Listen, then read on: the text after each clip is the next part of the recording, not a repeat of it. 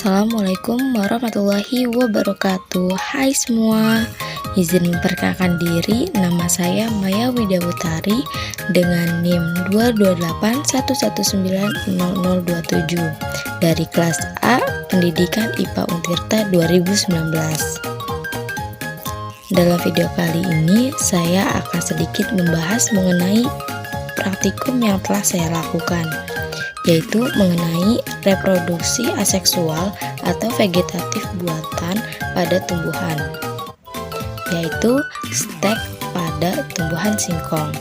Untuk lebih lanjutnya, yuk simak video berikut ini. Dapat kita ketahui, sama halnya dengan hewan dan manusia, tumbuhan juga dapat melakukan reproduksi. Tumbuhan bereproduksi dengan berbagai cara.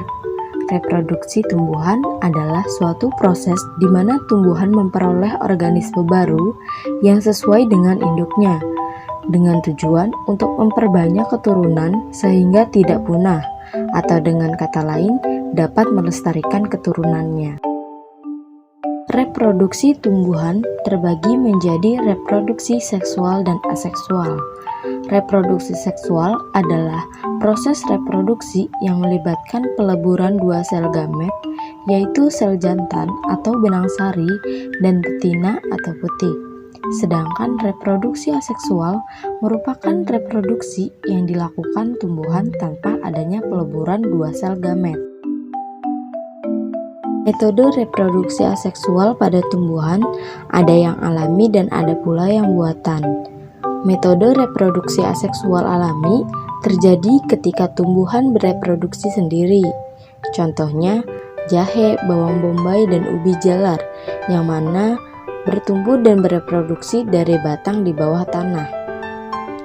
Selanjutnya, metode reproduksi aseksual buatan merupakan suatu reproduksi aseksual yang membutuhkan bantuan manusia.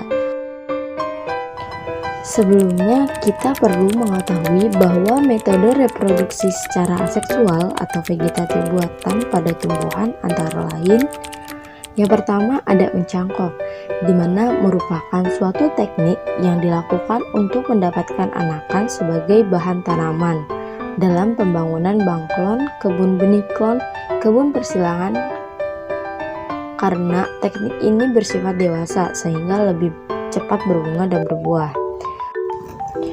Yang kedua ada okulasi, di mana merupakan suatu teknik perbaikan kualitas tanaman secara vegetatif buatan dengan cara menempelkan mata tunas dari tanaman yang unggul ke batang tanaman lainnya.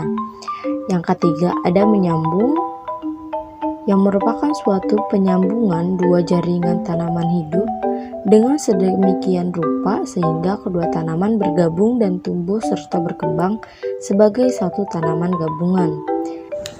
Yang keempat ada merunduk, di mana dilakukan pada tumbuhan bercabang panjang dengan cara merundukannya ke tanah.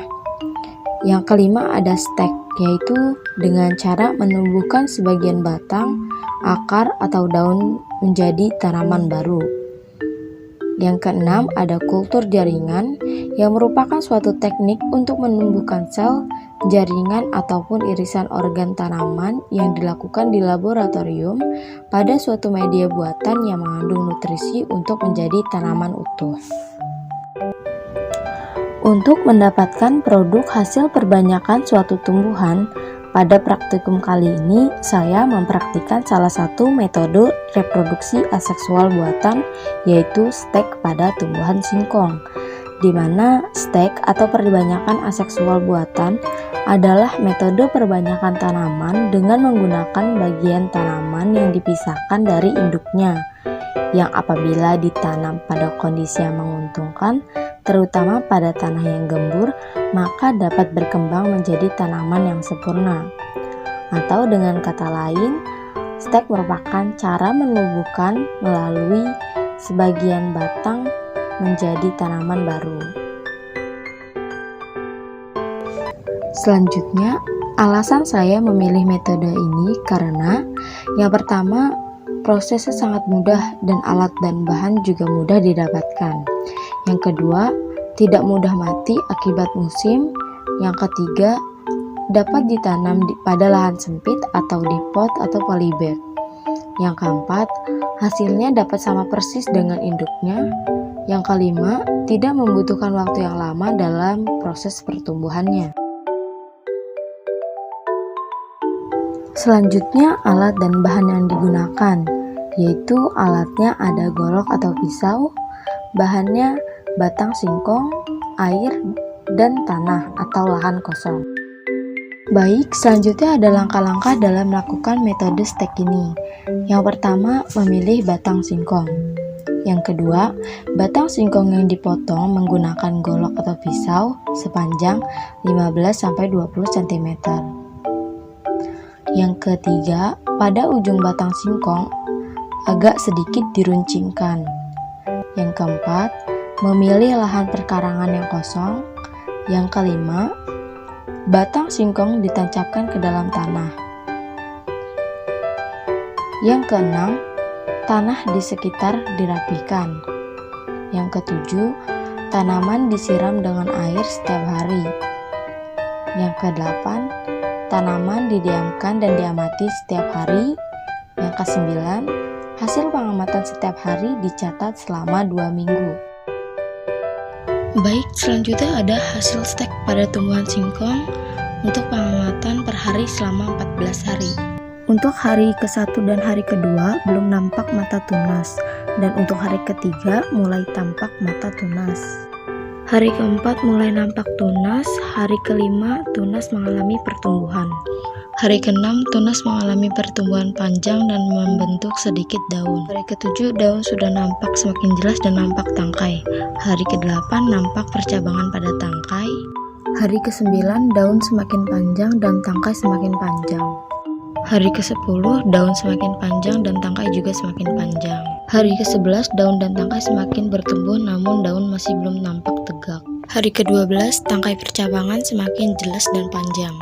Hari ke-13 bentuk daun nampak semakin tegak atau tidak mengucup dan semakin bertumbuh. Hari ke-14 semua daun semakin nampak jelas dan tegak serta semua tangkai semakin panjang. Berikut adalah foto hasil pengamatan selama 14 hari. Baik, cukup sekian pemaparan praktikum yang telah saya lakukan mengenai reproduksi aseksual atau vegetatif buatan pada tumbuhan, yaitu stek pada singkong. Kurang dan lebihnya mohon maaf. Wassalamualaikum warahmatullahi wabarakatuh.